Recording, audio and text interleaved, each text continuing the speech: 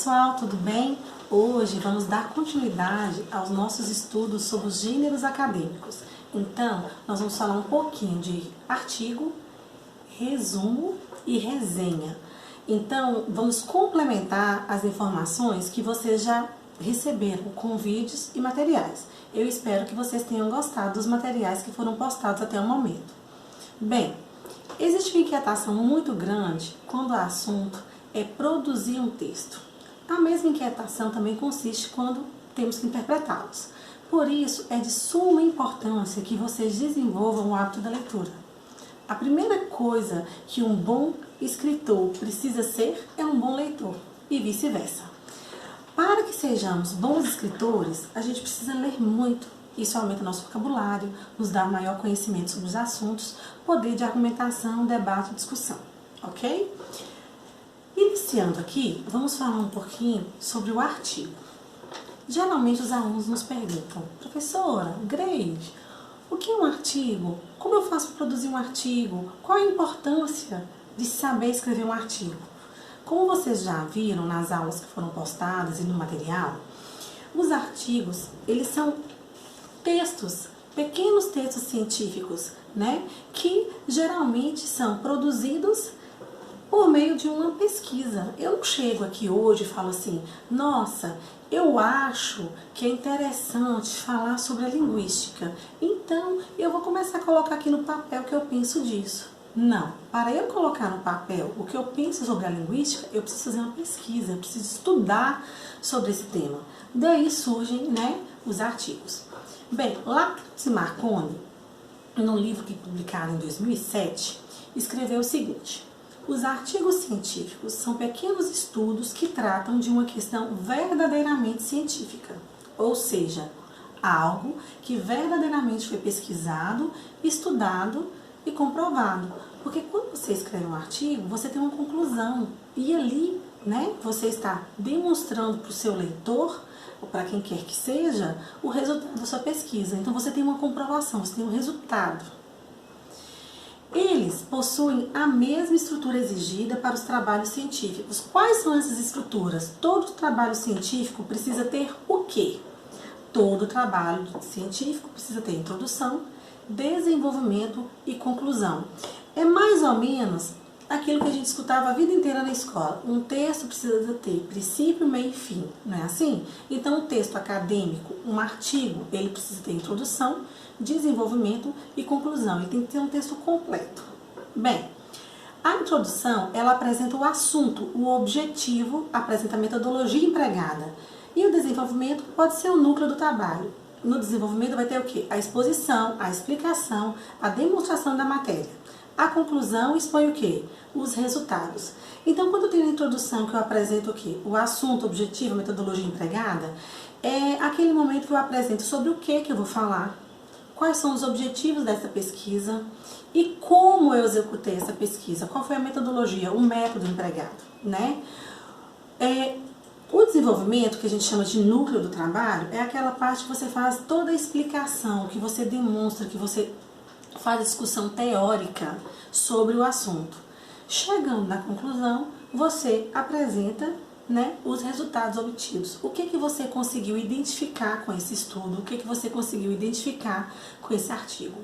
Vale ressaltar que os textos científicos, eles são textos reconhecidos no meio acadêmico.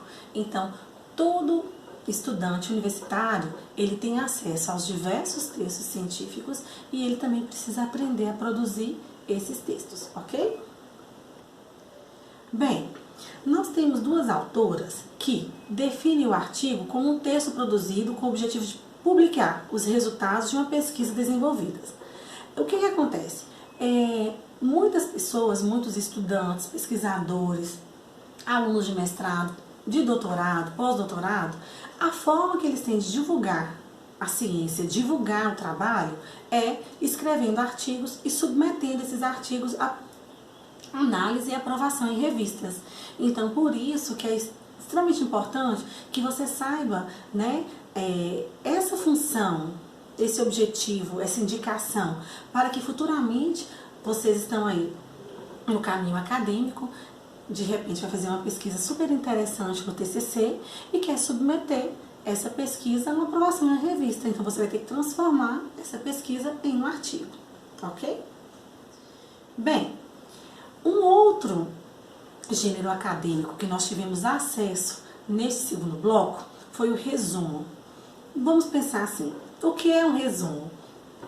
Na educação básica, é super interessante que às vezes a professora pedia pra gente fazer um resumo e a gente falava assim, eu vou tirar as partes mais importantes do texto. Eu ia lá, copiava uma frase, cortava um tanto, copiava outra, cortava tanto, não era assim? Era como se eu fosse resumir. Tinha colegas que o resumo ficava maior que o texto, né? A gente não tinha essa noção de como realmente fazer um resumo. Então, o Medeiros, em 2008, ele definiu o resumo como uma apresentação sintética e seletiva das ideias de um texto. O que é uma apresentação sintética e seletiva? Você vai fazer uma apresentação menor, né? Você vai reduzir, mas de forma seletiva, ou seja, pegar as informações mais importantes das ideias desse texto e colocá-las em evidência, ressaltando a progressão e a articulação delas, ou seja, você precisa fazer isso de forma articulada, dar sequência aos fatos, né? Nós não podemos pegar um resumo e começar a fazer e não deixar que ele seja numa ordem linear. Senão, quem for ler o nosso texto não vai ter entendimento nenhum do que eu quis dizer com aquilo. Então, essa apresentação é sintética e seletiva e ela deve acontecer de forma articulada, né? As ideias devem estar articuladas de forma linear. Eu não vou pegar o início, o fim, depois colocar o meio. Não, tudo na ordem, bonitinho. Nesse resumo, deve aparecer o quê? As principais ideias do autor do texto. Então, aquilo ali que é mais importante, o que precisa ter ênfase. Os resumos nos trabalhos acadêmicos, eles nos fazem ganhar tempo. Por que ganhar tempo? Exemplo, eu estou pesquisando sobre um determinado assunto. Então, eu estou pesquisando sobre a formação de professores no Brasil. É um tema extremamente amplo, né? E aí, eu vou colocar aí esse título lá no Portal Cielo. Estou pesquisando esse tema. E aparecem vários artigos.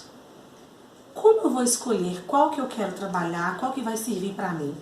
Eu vou precisar ler os resumos. Então, lendo esses resumos, eu vou ter a ideia de qual trabalho vai ser melhor para atender o que eu preciso. Então, ao invés de ler 10 artigos, eu vou ler 10 resumos e selecionar os artigos que melhor me atendem. Então, eles nos fazem ganhar tempo na escolha do texto que eu vou ler, que eu vou utilizar, que eu vou precisar para o meu trabalho. Bem, a ABNT, Associação Brasileira de Normas e Técnicas, ela tem uma normativa que é a 6028. Essa normativa, ela ela define o resumo como uma apresentação concisa dos pontos relevantes de um documento. É super técnico, né, o que eles definem. Apresentação concisa dos pontos relevantes de um documento. E é importante lembrar da ABNT porque todos os trabalhos científicos eles devem ser escritos tendo como referência as normas da ABNT. Todos nós temos acesso a essas normas através da biblioteca, tá? As bibliotecas das instituições geralmente elas compram a utilização dessas normas. Às vezes as pessoas as disponibilizam em internet, mas temos que ter muito cuidado, porque não sabemos se o que está disponível é realmente norma da ABNT ou se é algo que a pessoa fez um resumão e colocou ali. Fiquem atentos, as normas elas são adquiridas, são pagas, não são disponibilizadas gratuitamente. Então nós podemos utilizá-las via nossa biblioteca, ok?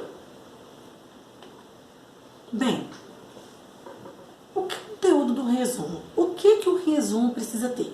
Ele precisa ter o assunto do texto, o objetivo, a apresentação das ideias e a conclusão, né, do autor.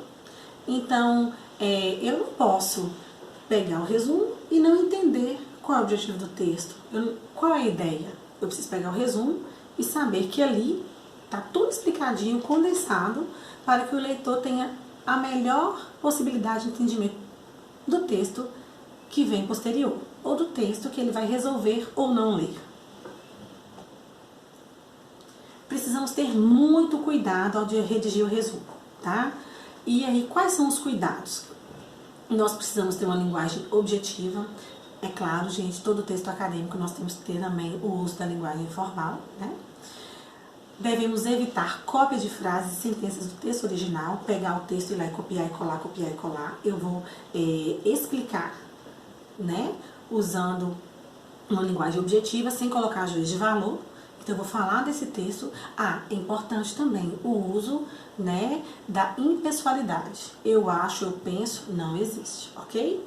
Precisamos respeitar a ordem das ideias, os fatos, como eu disse anteriormente. Não apresentar nenhum juízo de valor, crítica ao texto. Não é esse gênero acadêmico que apresenta ideias de valor. Ele deve ser bem escrito e compreensível, né, a quem for ter acesso. É importante também que a gente lembre daquelas palavras-chave, né? O resumo, ele tem palavras-chave. Para que essas palavras-chave? Essas palavras-chave, elas são para mostrar quais são os assuntos mais importantes que tem naquele texto. Por exemplo, formação de professores no Brasil. Eu estou procurando, então peguei um resumo que as palavras-chave são professores, formação de professor, educação básica, leitura. Então, aquele resumo possivelmente vai me trazer a ideia de formação de professores na educação básica direcionada para o estudo e o trabalho com leitura, né? Então, essas palavras-chave, elas dão ênfase ao que é mais importante no texto. Bem, agora nós vamos falar do terceiro gênero acadêmico que nós tivemos acesso nesse segundo bloco, né? Que é a resenha. Bem, o que é uma resenha? A resenha é um gênero discursivo que totalmente utilizado na academia, né, para avaliar, criticar o resultado de uma produção intelectual.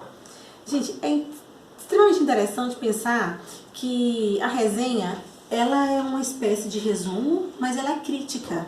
E a crítica, ela pode ser positiva ou negativa. Sempre que a gente escuta a palavra crítica, nós temos o hábito de pensar que quando você vai criticar, você vai, entre aspas, falar mal. Não, a crítica ela pode ser positiva. Você pode fazer uma crítica elogiando o trabalho. Nessa resenha, você faz essa crítica e os elogios, ou não, né? Eles acontecem tendo como base o quê? Conhecimento, estudo, conteúdo, não só no achismo, né? Bem, a resenha é um relato detalhado de determinada obra, serve para descrever e analisar outra produção textual, ou seja, pode ser um livro, uma dramaturgia, um artigo científico. É um tipo de redação técnica que inclui várias modalidades de texto, descrição, narração e dissertação. Então, assim, quando eu vou resenhar, eu vou fazer essa resenha, ela é feita de forma detalhada. Ela vai descrever, eu vou analisar alguma produção. Eu posso fazer uma resenha de um livro, eu posso fazer uma resenha de um filme, eu posso fazer uma resenha de um artigo.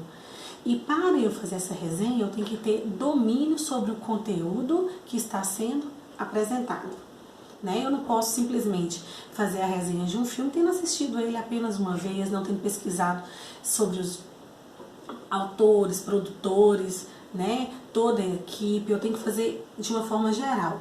É muito comum os resenhistas da área de cinema, por exemplo, eles avaliarem os filmes com notas, né? Acho que todos vocês já tiveram a oportunidade de pegar um filme e olhar, aquele filme teve nota 7. Isso é feito por alguém, né, com domínio na área.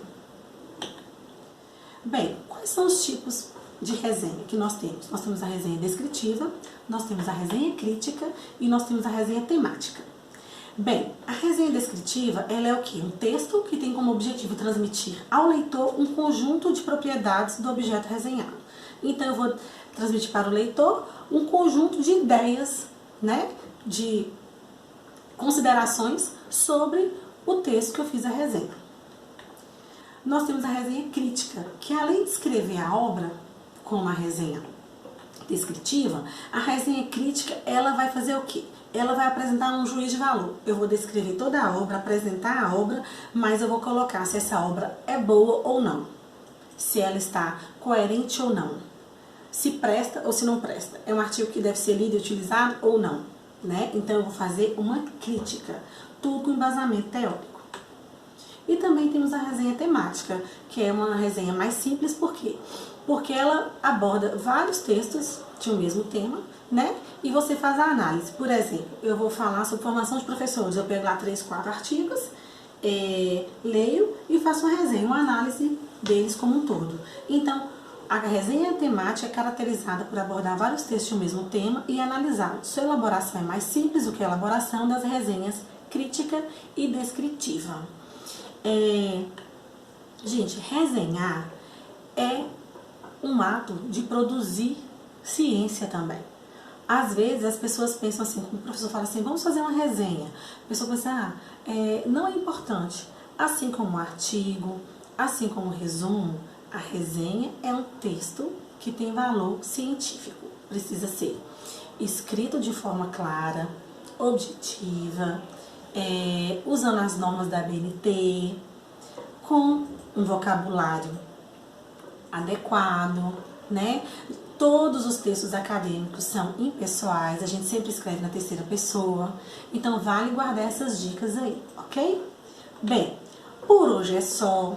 Vocês podem encontrar tudo isso que eu falei aqui hoje nos livros Redação Científica do João Bosco Medeiros, Fundamentos da Metodologia Científica da Eva Maria Lacatos e da Maria Marconi, e também no livro Técnicas de Pesquisa da Eva Maria Lacatos e da Maria Marconi.